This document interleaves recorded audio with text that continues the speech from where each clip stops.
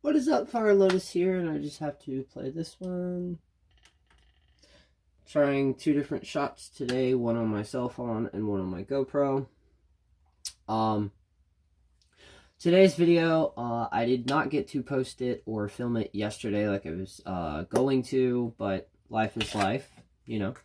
So, yesterday's video, I mentioned that last year, my entire life basically turned upside down, and basically I was kind of in like this twilight zone. And that tied in with the retrogrades due to every planet that went into retrograde, which I believe was 8 to 9 last year. Every single time it went, those planets affected that aspect in my life. So, but I had mentioned that something else had also, I'd done something else without knowing or realizing I did it at that point in time, which was back, I want to say in February or March. It may have even been April. It was earlier last year. I discovered mantras. And what mantras are essentially what they are. And I tried one. And it was a wish mantra. And I would post a link, but I would suggest, if you're new to the craft and or spiritual path, I wouldn't try powerful mantras. If it invokes any type of deity or asking their assistants to come in and, grant you a wish or remove obstacles, I would hold off on that. The reason I say that is because I've been practicing the craft for a while, 15 to 16 years, and this was last year. So I thought I myself knew what I was doing. I did not. But some things were going on in areas of my life, and at this point in time, I was listening to it while I was at my old job, and I thought I knew exactly what I was asking for. Without knowing it, me listening to that mantra and not being in the right emotional state, mind state, and mental state, because I had just gotten to a disagreement and argument in a way with my partner. And not to mention there was drama at work. Like, there's just a lot going on in my life at that point in time. And I decided to listen to the mantra thinking that I knew what I was doing. Needless to say, I did not. And also with this video, with any type of wish magic, or in general, honestly, with any type of magic, this is the best warning that I can give you, which is be careful what you wish for, and make sure when you are doing any type of wish thing, or more advanced, if you're making a deal or anything like that with any entity, anybody, any deities, any gods, goddesses, spirits, anything like that, make sure you word it specifically. Okay? On top of that, make sure you are fully ready for what you're wishing for. With me, I have this thing where in really, really stressful moments of my life, in my head, I go back to happier times, less stressful times, just go through memories and stuff. And at that point in time, for some reason, Alabama was on my mind. That, and I had also just had a conversation with my mom saying that I more than likely would have to come or go to Alabama at some point last year anyways, because my grandmother's health was declining.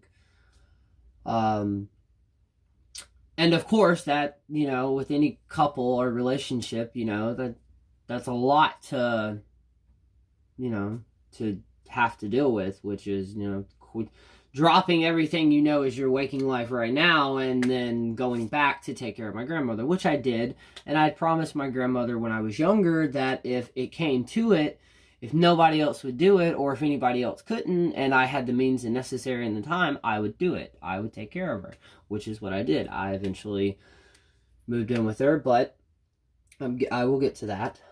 So that was also on my mind. So of course Alabama was on my mind. And not thinking, I listened to the mantra.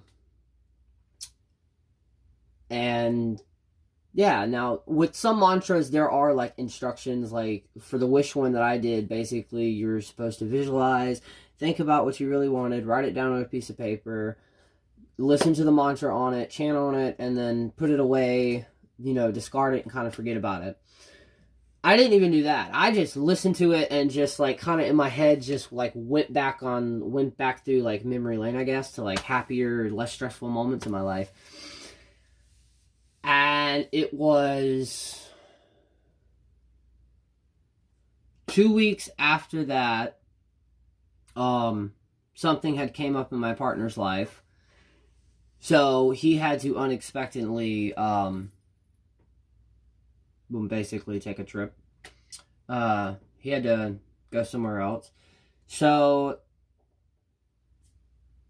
about 2 months after that, no, actually, about a month after that, I want to say it was about a month and a half after that, which would be, yeah, it was after my birthday. So it's about June. Yeah, June.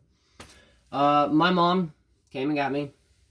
My grandmother had found a place because she was currently staying with my stepfather and my mom. And, well, my stepfather's just, he's a very, very hard person to get along with, put it that way. So, me and my grandmother, I relocated, packed up everything packed up the majority of my stuff, not everything. Because I knew at some point in time I was coming back. Not really, honestly, no. Honestly, at that point when I went to Alabama, I was hoping that I would come back, but at the point in time, and me and my partner were having issues, so like I said, this is also when I think it was the second planet out of the 8 to 9 planets last year that went in direct, like, in a row, and at one point, all at the same time, they were retrograde.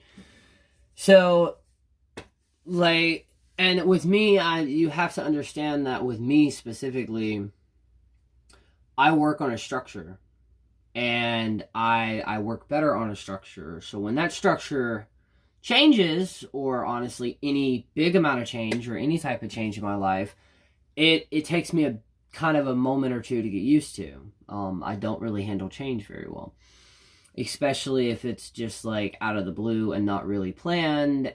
So yeah. So I relocated to Alabama, and like I said, my entire life, I've been living in Florida now for 2 years, I believe. Going 2.5, 3. And I went back to Alabama. I was hanging out with like everybody. Well, my closest friends at that point in time, when I went to high school, hanging out. Like, I got to go back to the farm that I used to live on with 2 of the 4 people that I used to live with, and like go back down memory lane. And there were a lot of things that also happened to me that I may make in a video at some point. Did not know the camera slightly tilted. Sorry about that. I will try to make a video at some point about it. I don't know.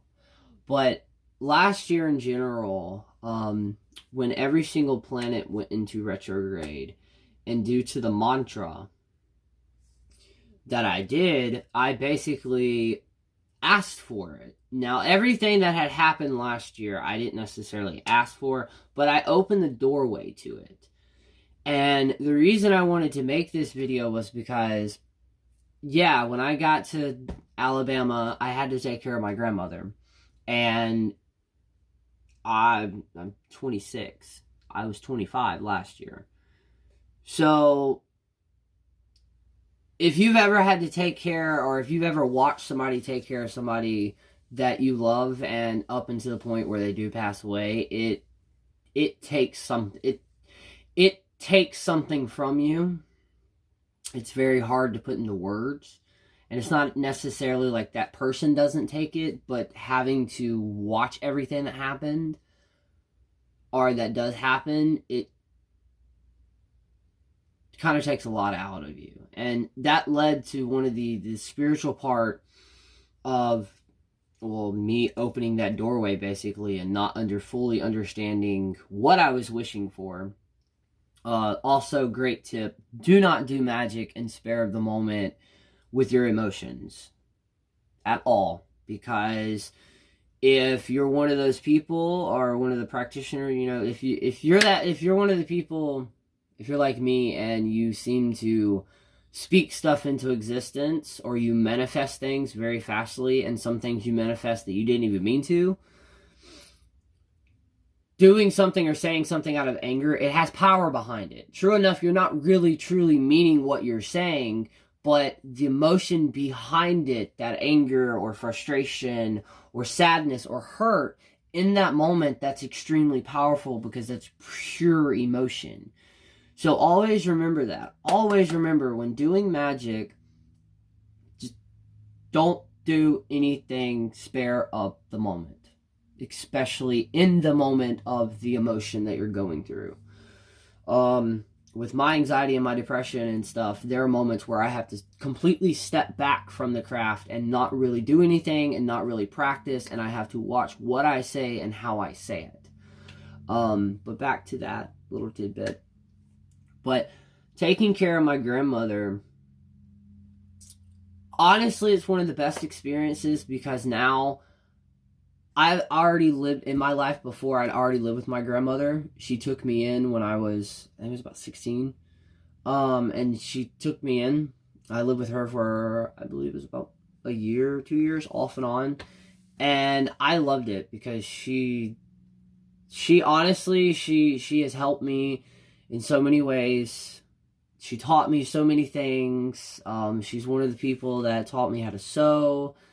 And I have a lot of good memories with her back then, and even up until the point last year, up until the point where she passed away and was in and out of the hospital, which, if any of y'all are from my Instagram account, some of y'all already know this story better than I can even say, because I used my Instagram last year as a way of basically just, I wasn't really trying, or I wasn't really talking to anybody in general, as much as I was just kind of updating everybody. And it was my way. I used my Instagram last year, of everything that was going on with my grandmother, I used it in a way as like a support system, because there were moments where I couldn't talk to my immediate family due to everything that was going on at that point.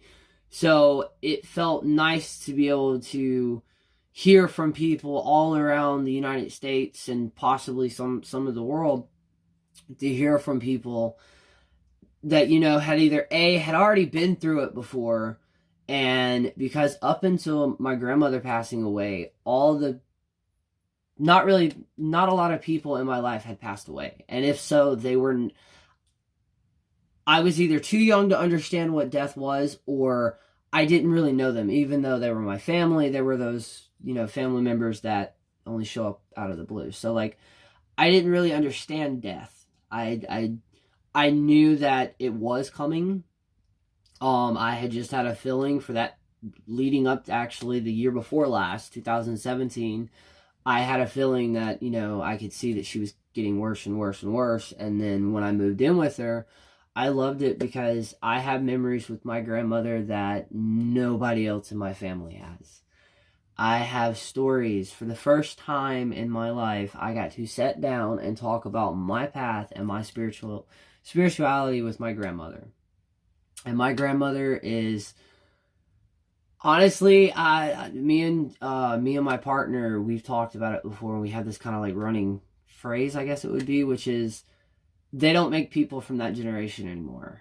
My partner's father is like him, and they're those people that is just that certain generation that they're just pure souls. Like, my grandmother, before she had myasthenia gravis, I hope I said that right. Myasthenia gravis. It's an autoimmune I don't want to say disease, but it's an autoimmune disorder. She was born with it. It's extremely rare. What's even more extremely like crazy about everything that I'm about to say is her sister, my aunt, I think, yeah, my aunt, or my great aunt, my great great aunt, she also has it, but it affected her differently. So, but a little backstory to my grandmother and about her health. But she had been struggling with it for about 10-15 years. There had moments where she had went almost completely in remission and she was doing good, and then just kind of just fell apart. But I got to talk to her about my spirituality, and she's from that generation to where when before she got sick, or before it came out, when she lived in Maryland, Havre de Grace, Maryland, she worked at a hospital. I believe it was a hospital. A night shift. When she got off a night shift, she would go to the boardwalk and walk that, and then she would come home and clean, and then like do her errands, take like 1 or 2 hours of sleep, and then do it all again. My grandmother, she had that rare blood type that can be used in a blood transfusion with any other blood type. So she would go and she would donate as much as she could. When she moved down here, she worked on and off at different hospitals. Like, she was pure. She loved church. She loved the Bible. She loved me, even though that I'm, pansexual or gay, whatever you want to call it.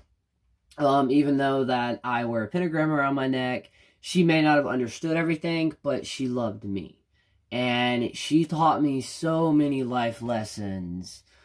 It's just, but she's from that generation to where they don't judge. As long as you show respect, she will do anything she can. She will take the clothes off her back. She will give you the last bit of food that she has just to make sure, she has helped somebody. And I got to talk to her about that, and it was just, even up into the point where because leading up to October,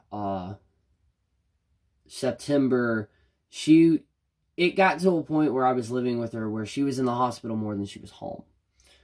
But it was just due to her age. She was finally getting to that point where she was tired of suffering. And what I mean by suffering is she had also had plenty of surgeries on her back, and she's had neck surgery due to a car accident she got into when she was younger. But she was a very, very independent woman. Very independent. And the sickness that she had, it took that from her. She couldn't live on her own. She could barely do normal things because the autoimmune and how it affected her, it affected her diaphragm, so she was on oxygen. It affected her muscles in her face, and it affected her muscles just grabbing stuff. So, and she would lose all the strength in her arms. And she was stubborn. She was stubborn. And what I mean that was, like, there were plenty of times where, like, something that was due to her health, I was like, Nanny, you need to go to the hospital. You need to get checked out. And she's like, no, I'll be fine. I just need to go take a nap. But through me taking care of her, and what I'd stated in the other one, I believe I'd posted it, the spiritual awakening and retrogrades, they're kind of like wildfires, especially the retrogrades. And at that point with my grandmother, her health declining, I did as many spells as I could, healing spells. And that's what I also want to put in this video, that, when it comes to people being sick with chronic illness, diseases, or something like that, you can help in spells. The spells will help. The healing spells, they'll help. But just know that, you can't save everybody. You know, but that doesn't mean all the spells that I did not work for her.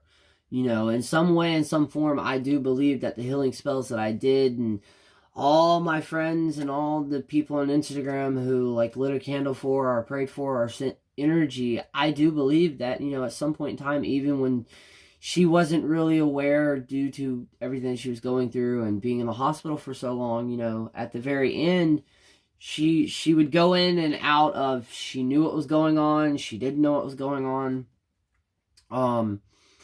And I believe that, you know, I believe it all helped her. It may not have saved her, but, you know, death is a part of life.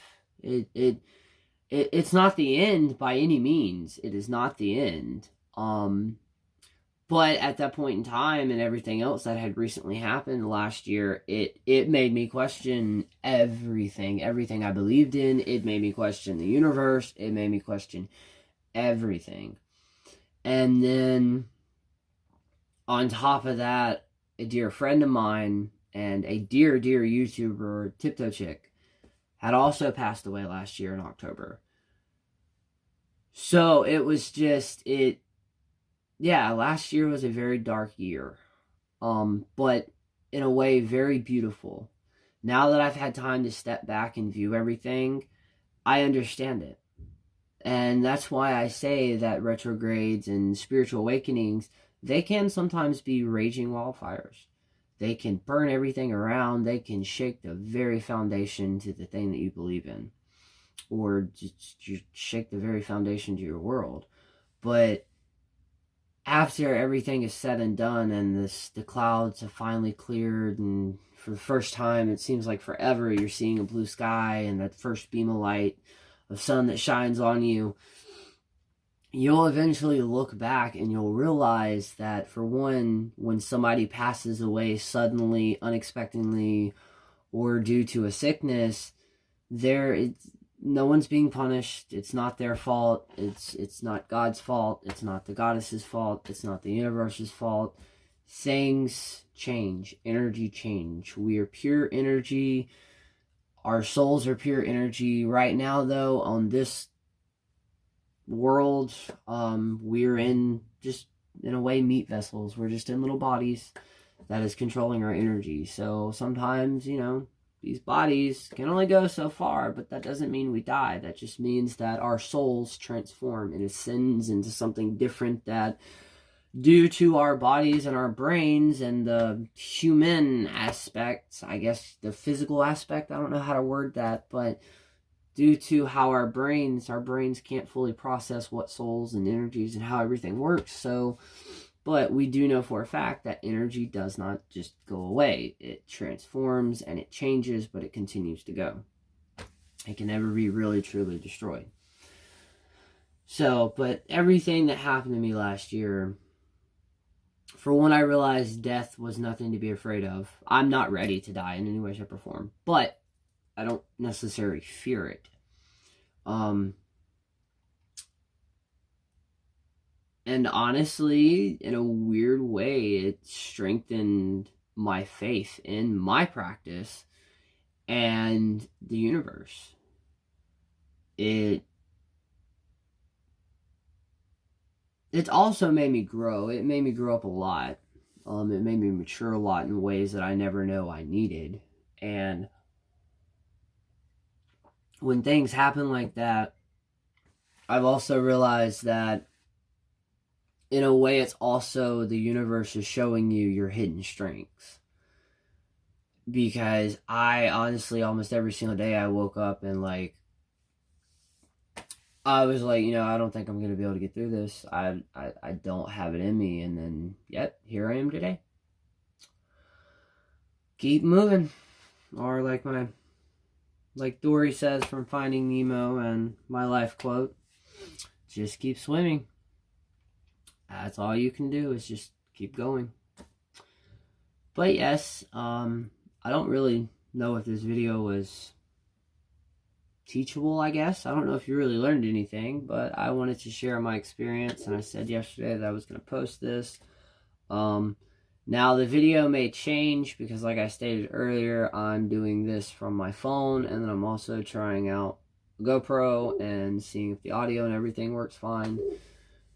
So yeah, I hope you enjoy this. If you do like it, leave a comment, subscribe. If you have any experiences with passings or any spiritual awakenings or lessons that you've recently, learned, okay, well, this is why this happened, drop it in the comment and share it. I'll love to hear it. So until then, I hope you all have a great October and Halloween, Samhain. And yeah, peace.